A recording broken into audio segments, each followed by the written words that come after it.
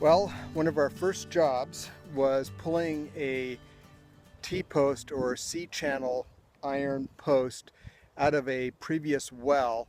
I'm going to give you a quick little view right down there, and you could reach down in the well and it was just beyond grasp, maybe 3.5 feet, almost 4 feet.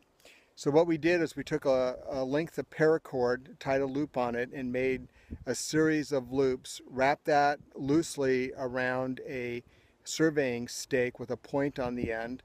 I engaged the end of the channel iron with the point of the surveying stick, and we dropped the loops of paracord over the channel iron.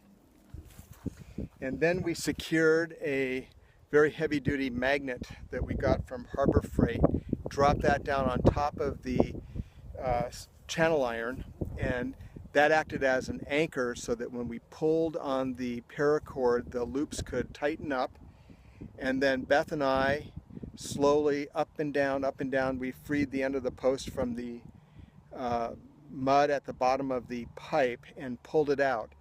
Now, on previous records, we noticed that there is a well marked in this spot, and I think that that's what this is.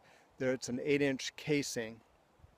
So we're going to have the well guy come out and take a look, but we'll probably look at developing this with a solar pump to fill the pond bed that you see beyond here. This one is seasonal and dries up in the summer, and then right beyond that berm is another pond that still has water but has dried up significantly. So we'll look at maybe augmenting these ponds with a little water from this well.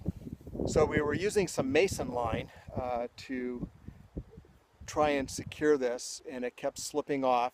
And luckily in my go bag I had some paracord about 100 feet wrapped up on this spool tool. So we quickly snagged off about 15-20 feet.